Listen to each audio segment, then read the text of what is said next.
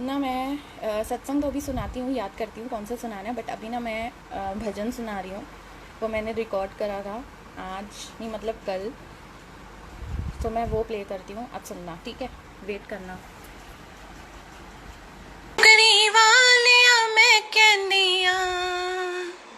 गुरु जी डुगरी वालिया मैं कहंदिया, रख चरना दे नाल मैं चरनी बहंदिया, रख चरना दे नाल मैं चरनी बहंदिया।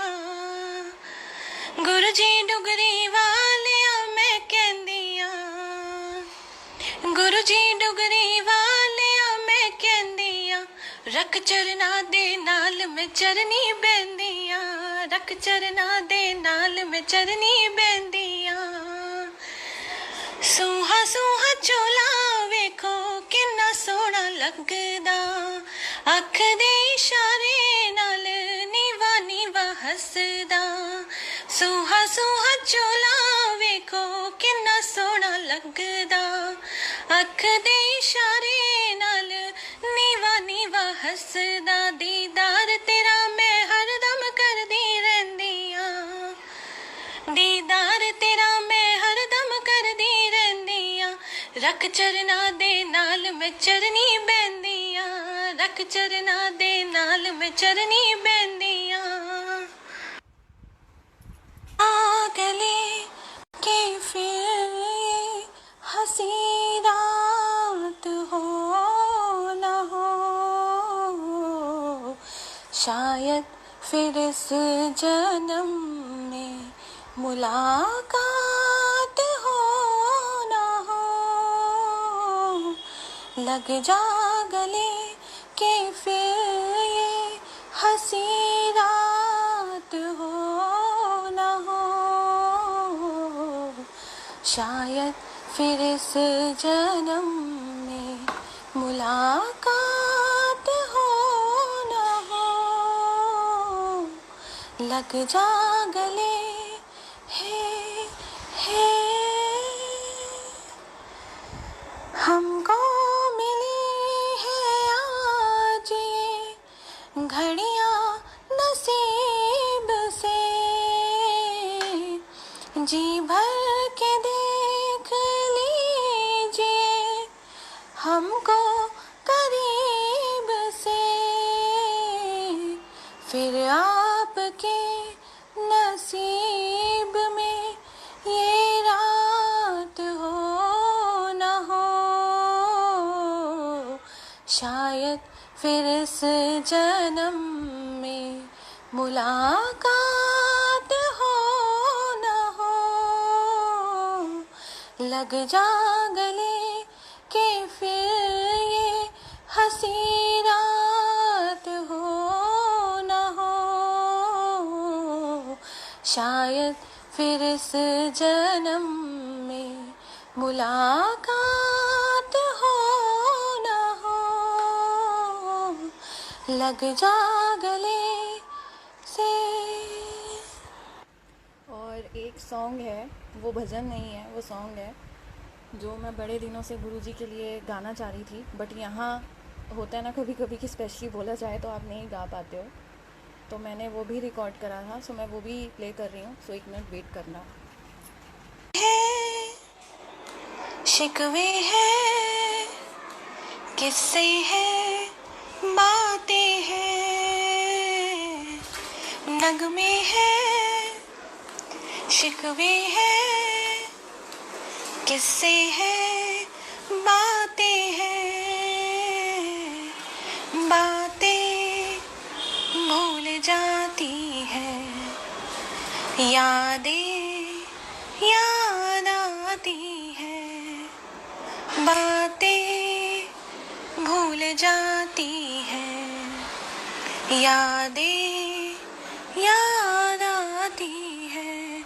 ये यादें किसी दिलो जालम के चले जाने के बाद आती हैं।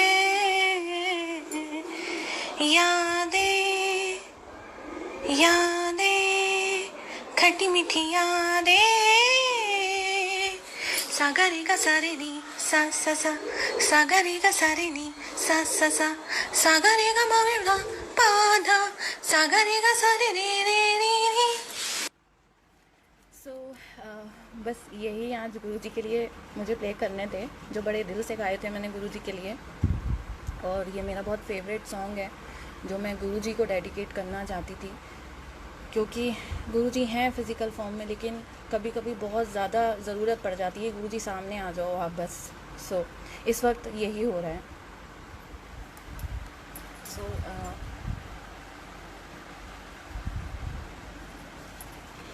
गुरुजी का शुक्राना।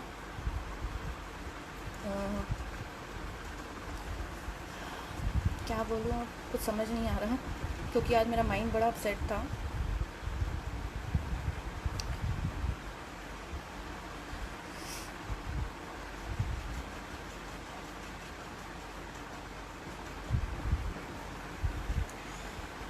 थैंक यू सो मच आप सबका।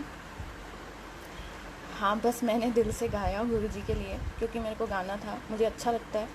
जो भजन मुझे थोड़े बहुत याद होते हैं वो मैं गुरुजी के लिए गाती रहती हूँ। तो आज सोचा कि चलो रिकॉर्ड करती हूँ और आज सबको लाइव में सुनाऊँगी। तो बस ये था मन में। और यहाँ पर किसी ने लिखा था, जय गुरुजी स्वाति दी, आज सॉन्ग सुनने का बहुत मन था, तो गुरुजी से मन में बोला कि कोई ऐसा सॉन्ग प्ले करवाना जो मैं भी साथ में गा सकूं। और उन्होंने आपकी वॉइस में इतने प्यारे सॉन्ग्स। देखो, अब यहाँ पे एक आंटी ने लिखा है, मुझे तो नहीं पता था कि उनको कोई सॉन्ग सुनना है, मैं तो नहीं जानती थी ना, लेकिन गुरुजी जानते थे। सो गुरुजी जान ही जान है। ये मत सोचो कि रब हमसे दूर है, हमेशा ये सोच के चलो कि जहाँ आप जाओगे वहीं गुरुजी हैं।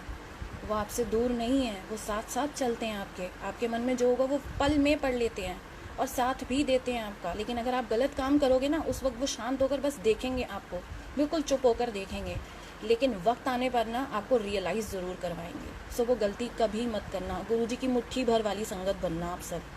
मेरे को यही एक रिक्वेस्ट करनी है आप सबसे, बस अपनी रब की दिखाई हुई राह पर चलना, कोई गलत काम मत करना, किसी से कंपटीशन मत करना। यहाँ हम कंपटीशन के लिए नहीं आए हैं, हम अपने रब से जुड़ने के लिए आए हैं। बट लोग उस चीज़ तक पहुँच चुके हैं कि गुरुजी भी देखकर हैरान हो रहे होंगे। सच में मैं तो शॉक्ड थी कि इस लेवल पे भी संगत जा सकती है। कुछ तो सोचो आप क्या कर रहे हो। सो प्लीज़ आप उस राह पे मत चलना, एंड आई होप आप नहीं चलोगे, मैं जानती हूँ, क्योंकि यहाँ इस वक्त वही बच्चे आ रहे हैं गुरुजी के जो दिल से गुरुजी को पाना चाहते हैं, और वो सच में पा भी रहे हैं गुरुजी को। किसी ना किसी वे में गुरुजी उनको दर्शन भी दे रहे हैं। सो बस आप अपने सच्चे दिल से अपने रब से जुड़ना, और बस रब से अगर कुछ मांगना है तो उनको ही मांगना और कुछ नहीं मांगना।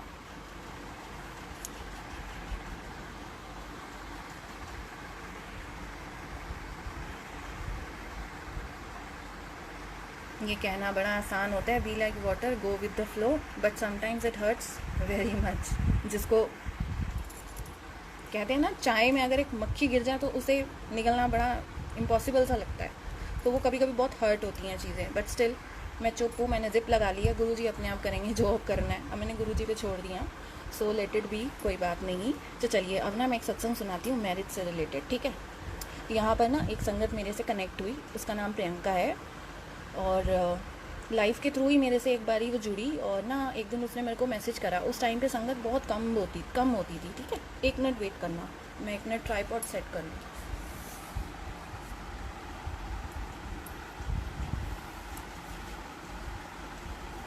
इसी पेज पे आप मुझे पर्सनली टेक्स्ट कीजिएगा अपना सत्संग, तो मैं वो शेयर कर दूँगी।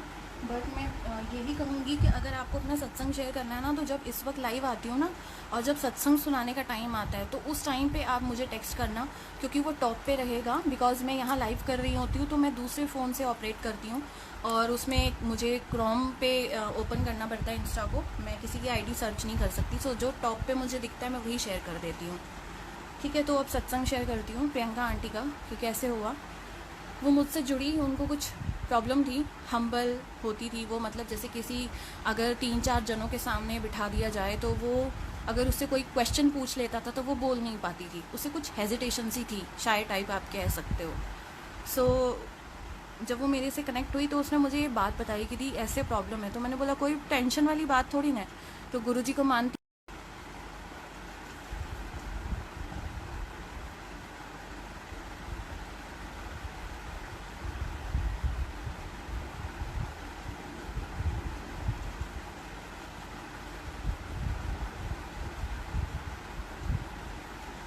पहले सब आ जाए फिर कंटिन्यू करती हूँ।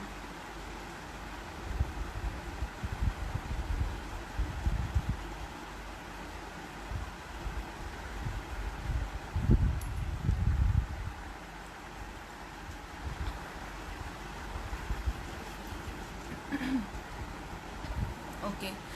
सो मैंने उससे बोला कि देख, तो गुरुजी को मानती है ना, तो तू बस दिल से उनकी ना सेवा कर। सब कुछ जो यहाँ आप सबको बताती हूँ ना, वो सब उसको मैंने बताया, और चंदन का टीका भी बताया कि तू अपनी नेक पे लगाया कर, तो गुरुजी अपने आप तेरी प्रॉब्लम को सॉल्व कर देंगे। तो कहती ठीक है। अब वो करने भी लगी, बट कभी कभी मिस भी हो जाता था उसका।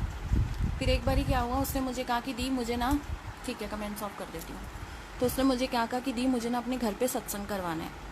बट उसने ना वो सत्संग की बात अपने घर पे किसी से शेयर नहीं करी थी, क्योंकि उसकी मदर भी घर पे नहीं थी। वो किसी मंदिर में गई हुई थी, माता रानी का कोई मंदिर, आई थिंक चिंतपूर्णी जी गई हुई थी। तो इसलिए कहती मैं किसी से शेयर ही नहीं कर पाई, ना मैंने किसी से डिस्कस किया कि सत्संग करना है। सब कुछ मेरे से उसने डिसाइड करवा लिया कि दी इतने बजे सत्संग करेंगे, आप इतने बजे आ जाना, और बताओ मैं लंगर प्रसाद में क्या बनाऊँ, ये सब ऐसे हम बातें करने लगे। अब मैं मन में सोचूं कि ये बात तो मुझसे सारी कर रही है, इसने अपनी मम्मी से तो पूछा नहीं। अगर उन्होंने मना कर दिया फिर सोचा कि जब गुरुजी ने इसके मन में डाला है, तो चाहे कोई कितना भी मना कर ले, सत्संग तो होकर रहेगा। तो फिर मेरे को इसने कहा कि दी मेरी ना मम्मी आ गई हैं, तो मैं आपसे ना थोड़ी देर में बात करती हूँ उनसे सारा डिस्कस करके। मैंने कहा ठीक है। इसने अपनी मम्मी को बोला, तो उन्होंने क्या कहा कि बेटा देख, अभी हमने हमारा दूसरा वाला जो घर बन रहा है, उस घर में जाएंगे जब तुम्हारे ब्रदर की शादी होगी ना, तब सत्संग करवाएंगे। तो इसका मूड अपसेट हो गया। ये इसने ना मेरे को आकर बोली कि दी मेरी ना मम्मी मना कर रही है। मैंने बोला देख, सत्संग जब बोला है ना, तो वो होकर तो रहेगा। वो कब होगा मुझे नहीं पता, बट होगा ज़रूर। लेकिन उसके भी मन में था कि सत्संग उसी दिन हो जिस दिन उसने डिसाइड करा है, और मेरा भी मन यही था कि जब गुरुजी ने सत्संग बोला है, तो क्यों उसे रोक रहे हो आप एक ओकेजन के लिए? वो तो बाद में दोबारा हो जाएगा, सत्संग तो जितना करो उतना अच्छा है। फिर कहती कि ना रुको दी, मैं ना थोड़ी देर बाद आपको बात करती हूँ आपसे। मैंने कहा ठीक है। काफ़ी देर उसने अपनी मम्मी को समझाया, बात करी। फिर उसकी मम्मी ने बोला चलो ठीक है, तुम सत्संग कर लो। तो इसने मुझे बता दिया कि दी आप ना इतने बजे आ जाना। मैंने कहा ठीक है। अब जब हम गए इसके घर, मुश्किल से हाफ एन आवर का टाइम था। फ्लावर्स इतने सारे थे। सेम वही बात कि मैं गई थी, मेरी सिस्टर गई नहीं थी, डेकोरेशन का उसका होता है, मुझे आती नहीं थी। अब मैं वहाँ फूलों को देख के मेरा दिमाग ख़राब कि मैं कौन सा फूल कहाँ लगाऊँ, क्या करूँ, मेरे तो कुछ समझ ही नहीं आ रहा। गुरुजी मैं क्या करूँ? बड़ी देर तक तो मैं सोचती रही, और मेरे पास सिर्फ 15 to 20 मिनट्स बच गए। उधर मेरी मम्मी ने कहा जल्दी जल्दी कर, तू कर ही नहीं रही। मैंने कहा मेरे को समझ ही नहीं आ रहा, मैं कैसे बनाऊँ, क्या करूँ? फिर गुरुजी ने दिमाग घुमाया मेरा कि ऐसे ड्रॉ कर। तो मैंने फटाफट सारी डेकोरेशन कर दी, और बड़ी सुंदर डेकोरेशन हुई थी वहाँ पर, बहुत ही प्यारी हुई थी। गुरुजी लग भी बड़े प्यारे रहे थे वहाँ पर। अच्छा डेकोरेशन हो गई। उसके बाद ना हमारे साथ एक अंकल भी गए थे, जो ड्राइवर अंकल थे। उनको कुछ प्रॉब्लम थी, हेल्थ इशू था बहुत बड़ा, और जिसकी वजह से वो ज़मीन पे नहीं बैठ सकते थे। तो उन्होंने ना पहले ही हमें कह दिया था कि देखो मैं चल तो रहा हूँ, बट एक ही शर्त पे जाऊँगा, जल्दी से सत्संग करके निकल जाना, वहाँ बैठना मत, क्योंकि मेरे से देखो ज़मीन पे बैठा नहीं जाएगा, और मैं ना वहाँ पर रुकूंगा भी नहीं। मैं अपने रिलेटिव के घर चला जाऊँगा, वहाँ पर मेरे एक रिलेटिव हैं। तो जब आपका सत्संग हो जाए मेरे को फ़ोन कर देना, और मैं लेने आ जाऊँगा आपको। तो हमने कहा ठीक है, कोई बात नहीं। अब जब वो हमारे साथ वहाँ गए, तो कितनी देर, 10-15 मिनट तो बाहर ही खड़े रहे। बाहर कोई वॉचमैन खड़ा था या कौन खड़ा था, उनसे बातें करते रहे। फिर मैंने उनको इशारा करा कि अंकल अंदर आओ, चाय प्रसाद ले लो। तो आए अंदर ना, उस पर काउच पे बैठ गए आकर। अब जहाँ वो बैठे थे ना वहाँ पर फ़ैन था, ना वहाँ पर एसी था। वो मतलब वहाँ पर कुछ था ही नहीं। तो कूलर भी नहीं था वहाँ पर। तो वो अंकल बैठे हुए, और ना जैसे ही वो चाय प्रसाद पीने लगे, तो उनको ना बहुत तेज गुलाबों की खुशबू आई, और एक तेज हवा का झोंका आया। अब गुरुजी का दरबार रूम में लगा हुआ था, उस रूम में एसी था, वो गुरुजी के जस्ट गद्दी के नीचे ही था, और वो इतना तेज नहीं था कि उसकी हवा पूरी उस रूम तक नहीं फैल पा रही थी। मतलब रूम में जो बैठे हुए थे उनको भी गर्मी लग रही थी, तो उसकी कोई ठंडक ही नहीं थी। तो अंकल तक हवा कैसे जाएगी? वो तो बाहर बैठे हुए थे रूम के। वो बड़े हैरान हुए। उन्होंने ना अपने साथ वाले अंकल से पूछा कि आपको कोई गुलाबों की खुशबू आई है? कहते नहीं। फिर उनसे पूछा ये आपको हवा आई है? कहते नहीं। कहते हवा कहाँ से आएगी? देखो अंकल, ना तो यहाँ कोई पंखा लगा हुआ है, ना कूलर लगा हुआ है, ना एसी लगा हुआ, तो हवा कहाँ से आएगी? आप क्या बात कर रहे हो? तो वो अंकल ना चुप हो गए, वही ड्राइवर अंकल। वो समझ गए कि गुरुजी हैं, मेरे पास से क्रॉस होके निकले हैं, बड़ी तेज़ हवा आई है, और वो गुलाबों की खुशबू भी गुरुजी की है। अब अंकल ने तो जाना था अपने रिलेटिव के घर, लेकिन वो कहाँ रहे? वहीं सत्संग में। कहते जैसे ही वो मुझे फील हुआ, उसके बाद मैं ज़मीन पे बैठ गया। पूरे सत्संग में वो ज़मीन पे ही बैठे रहे। जो इंसान 1 सेकंड के लिए नहीं बैठ सकता वो 2 घंटे ज़मीन पे बैठे रहे। पहली तो ये हुई उनके साथ। अब उस लड़की के ऊपर आते हैं। जब उसका ये फर्स्ट सत्संग हुआ तो गुरुजी ने बहुत सारे अनगिनत दर्शन भी दिए हमें उस दिन। हलवा प्रसाद में ओम दर्शन था और बहुत सारे दर्शन थे गुरुजी के वहाँ।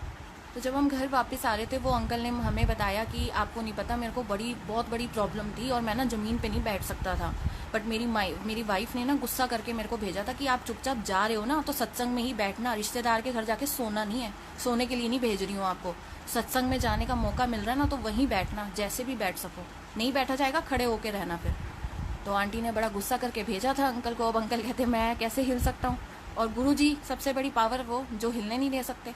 तो वो अंकल कहते हैं, और आज मेरे को ऐसा फील हो रहा है कि मेरी जो प्रॉब्लम थी वो 60 to 70% ख़त्म हो चुकी है, क्योंकि जिस इंसान के ऊपर बीत रही है, जो उसको प्रॉब्लम है, वो तो उससे पता है ना कितनी रिकवर हुई है। तो कहते बड़े खुश, बहुत खुश। फिर कहते अब ना जब भी सत्संग हो ना मुझे बताना, मैं ही आऊँगा आपके साथ। तो हमने कहा ठीक है कोई बात नहीं, आप आना। सेकेंड टाइम फिर से उस लड़की ने सत्संग करवाया। उस दिन पता नहीं कुछ क्या था, उसके ब्रदर की आई थिंक मैरिज हो गई थी, तब उसने सत्संग करवाया। तो जब हम गए तो मेरी सारी मतलब फैमिली गई थी, मैं, मेरी मदर, मेरी सिस्टर। तो मेरी मम्मी ने जस्ट ऐसे उसको कहा कि अब अगली बारी ना हम तब आएंगे जब तेरी शादी का हो जाएगा पक्का। तो वाकई में हुआ भी वही। Within 2 to 3 months, I think 2 या 3 महीने हुए थे, उसका फिर से मुझे कॉल आता है कि दी मेरे घर ना सत्संग करना है मुझे, तो आप बताओ आप आओगे या नहीं। एक दिन पहले रात को 8 या 9 बजे उसने मेरे को कॉल किया, और नेक्स्ट डे मंडे था। अब मुझे तो उस दिन मेरे घर में भी सत्संग था, मैं कैसे आ सकती हूँ। मैंने उसे मना कर दिया कि देख यार मैं नहीं आ पाऊँगी, क्योंकि मेरे घर में भी सत्संग है और मेरी सिस्टर की तबीयत भी ठीक नहीं है, थोड़ी सी उसको वीकनेस हो रही है, तो मेरे लिए पॉसिबल नहीं हो पाएगा।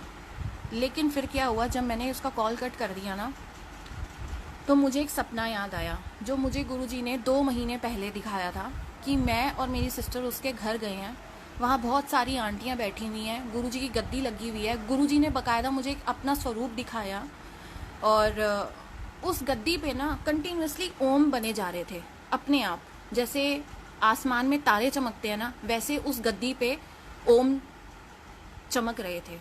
और वो गद्दी मैं बताती हूँ, एक अंकल हैं, दुबई की संगत है वो अंकल, उनके दरबार की गद्दी है वैसी। मैं आज कलर देखूंगी कि वो कलर शायद उनकी गद्दी का है, तो वो सेम कलर और वही गद्दी मैंने देखी कि गुरुजी की वहाँ पड़ी हुई है और गुरुजी का स्वरूप लगा हुआ है।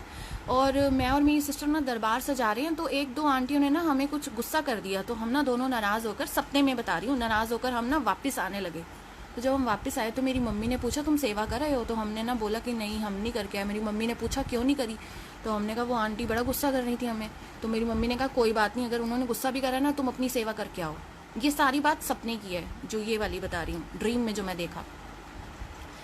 अच्छा, फिर हम वहाँ गए तो वो आंटियाँ जो हमें गुस्सा कर रही थी वो बड़ी खुश हो रही हैं, और देख रहे हैं हम गद्दी पे गुरुजी के ओम बनते जा रहे हैं, हटते जा रहे हैं, बनते जा रहे हैं, हटते जा रहे हैं। और जब मैंने ये सपने में देखा तो मैं ना संगत को सपने में ही कह रही हूँ देखो गुरुजी के कितने प्यारे दर्शन हो रहे हैं और गुरुजी कितने सुंदर लग रहे हैं। वाइट कलर के एक चोले वाली गुरुजी का स्वरूप है। सो मेरे को ना वो सपना याद आ गया कि यार ये मैंने क्या कर दिया, गुरुजी ने तो मेरे को पहले ही सपना दे दिया था कि उसके घर में सत्संग हो रहा है और सेवा भी मेरी है, और मैंने उसे मना कर दिया। अब मैं क्या करूँ, मैं तो फंस गई। घर का सत्संग भी है, यहाँ भी है, वहाँ भी है, वहाँ जाना भी ये नहीं है कि हाफ एन आवर की बात हो, 2 घंटे लगते हैं, 2 घंटे जाना 2 घंटे आना। अब मैं क्या करूँ, मुझे समझ ना आए। फिर मैंने घर पे बात करी, मैंने बोला देखो यहाँ का तुम संभालो, वहाँ मैं अकेली जाऊँगी, जैसे भी होगा मैं सेवा करके अपना फटाफट निकल के आ जाऊँगी, घर पहुँच जाऊँगी सत्संग से 1 घंटा पहले। तो मेरी मम्मी ने कहा ठीक है तू जा, सत्संग नहीं रोकना, सेवा है कर जा। तो मैं चली गई। जाने से पहले ना मैंने रात को उस लड़की को बोल दिया कि देख ये स्वरूप ना मैंने तेरे घर पे देखा था, इस स्वरूप को हर हालत में मॉर्निंग में निकलवा लियो, ये प्रिंट आउट इसका निकलवाना है, फ्रेम करवाना है, और वो होना चाहिए सत्संग में। कहती दी कैसे होगा, मैंने कहा मुझे नहीं पता, जो मैंने ड्रीम देखा है वो मैं तुझे बता रही हूँ, आगे करना ना करना वो तेरे ऊपर डिपेंड करता है। तो कहती ठीक है आप मुझे स्वरूप भेजो। मैंने उसे भेजा, उसकी भाभी मॉर्निंग में गई, वही स्वरूप निकलवा कर वो आई, और फिर हमने वो गद्दी पे विराजमान करा गुरुजी का वो स्वरूप। फिर वो सत्संग हुआ गुरुजी का। अब जब मैं इसके घर पहुंची तो इसने मुझे ये बात बताई कि दी मेरा रिश्ता पक्का हो गया है और मेरी मैरिज अब कुछ ही मंथ्स में है। तो मैं तो बड़ी खुश हुई, मैं कहूँ वाह गुरुजी, मतलब जब आप देने पे आते हो तो आप सच में झोली भर देते हो। और जब सेकंड और फर्स्ट टाइम मैं उसके घर सत्संग पे गई थी ना, तो मैं उसे हमेशा कहती थी कि तू तो कुछ थोड़ा सा तो माइक में कुछ बोला कर, सत्संग तो शेयर कर कि गुरुजी तेरे को कैसे ठीक कर रहे हैं, क्योंकि वो अगर किसी के सामने उसे कोई पूछ ले आपका नेम क्या है, तो वो भी नहीं बोल पाती थी। और जब थर्ड टाइम उसके घर सत्संग था, वही लड़की वहाँ बैठकर 1 घंटे तक माइक पे कंटिन्यूसली, पहले तो वो मुझे मेरे लिए बोलती रही कि मैं दीदी से ऐसे जुड़ी, गुरुजी से कनेक्शन हुआ, ये वो। फिर उसके बाद उसने ना भजन गाया गुरुजी के लिए।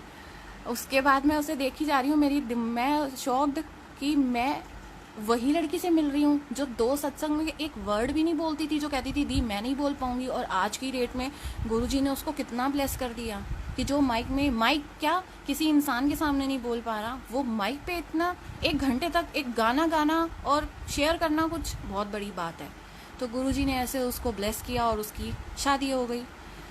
और अभी फरवरी में ही हुई है उसकी मैरिज। तो बस गुरुजी का शुक्राना, गुरुजी जब देने पे आते हैं तो बेअंत ब्लेसिंग्स देते हैं। बस वो वक्त का इंतज़ार करो। आई नो वक्त का वेट करना बहुत मुश्किल है, लेकिन सब्र का फल ही मीठा होता है। पेशेंस रखो। रब जब हमें कुछ देने लगते हैं ना, तो वो हमारा पहले टेस्ट भी लेते हैं। अगर आसानी से हमें सब कुछ गुरुजी से मिलने लग गया, तो सब कोई फिर गुरुजी को मानेगा कौन गुरुजी से कनेक्शन बनाएगा? कोई भी नहीं बनाएगा। अगर एक ही बारी में हमें सब कुछ मिलने लग गया, तो कनेक्शन बनाना भी तो ज़रूरी है ना। आपको पता भी तो चले कि गुरुजी है क्या, उनकी पावर क्या है, वो महाशिव है। सो इस बात को समझिए और उनसे डायरेक्ट कनेक्शन बनाइए और अपने रब पे पूरा ट्रस्ट रखिए। बस इतना कहूँगी। और एक चीज़ और बोलूँगी कि प्लीज़ आपकी कोई भी प्रॉब्लम होती है वो